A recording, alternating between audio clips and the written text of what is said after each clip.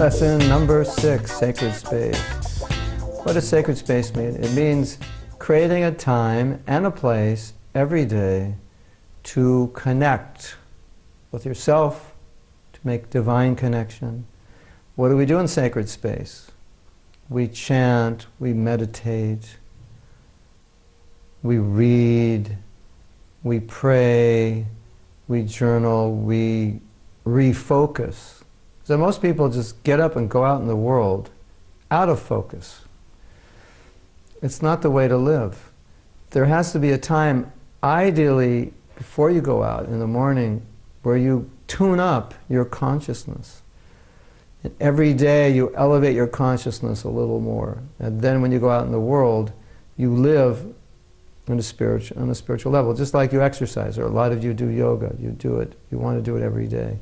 It makes a difference, physically or mentally. So in the same way, there are spiritual practices that yogis can do aside from asana, which are important to do every day.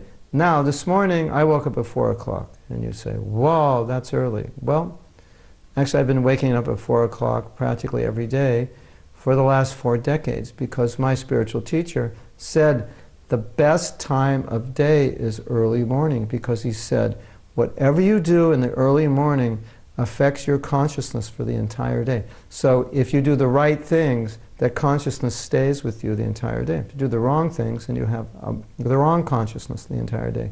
And not only that, he said, whatever you do is magnified. The power of that action is magnified early in the morning.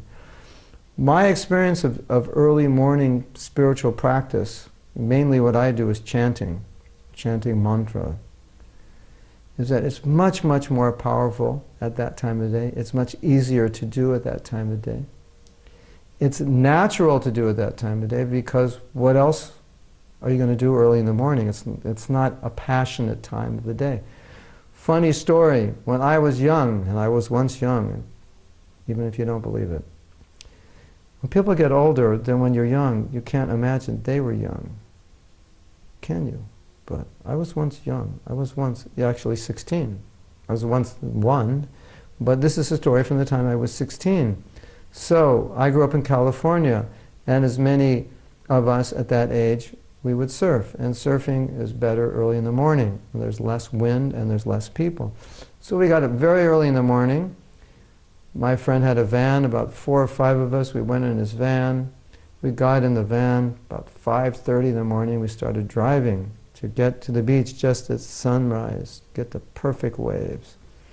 And he turned on the radio to play some rock and roll music. He was a kind of a wild man. And we were all rock and rollers ourselves. We had our own bands and everything, and we said, turn it off, it's too early for that. So even us rowdy 16-year-olds understood something about the sanctity of early morning, that 5:30 in the morning was too early for rock and roll music, even for us, who all we did was play rock and roll music when we had, when we weren't surfing. So the morning is created for meditation, for chanting, for prayer, for journaling, for study. So sacred space means to have a nice place in your house. Many people have altars, pictures, candles, flowers. Have the right place in your house for these activities, and try to regulate a time every day where you do these sacred practices. Do practices which inspire you, uplift you, and do it every day. And we're in another section, I'm not sure which one, maybe the next. We're going to talk a little bit more about chanting and show you how to chant. And that's something really important for sacred space. One of the most important things is daily chanting. So until next time, create your sacred space.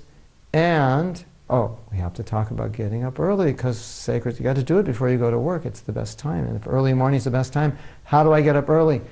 Very, very easy. Go to bed early. Solve the whole problem, right? But if you want a little more inspiration, then how do you do it? You just do it.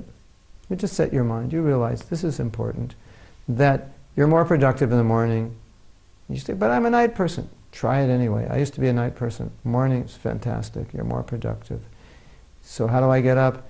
You just set your consciousness. You have an internal alarm. Did you know you have an internal alarm? Did you know that God's in your heart? You can set it to any time you want and He'll wake you up. Fantastic. Doesn't even cost you anything. All you have to do is make the intention to wake up early. When you become conscious, when He wakes you up, realize that you actually want to get up. And somehow or other, get your body upright early in the morning. It's the most fantastic thing you can do for your life. And all great spiritual teachers talk about it. Even the self-development gurus, the success gurus, they all talk about getting up. Everybody talks about getting up. So, we'll see you tomorrow morning, bright and early. Until then, have a good day, have a good week.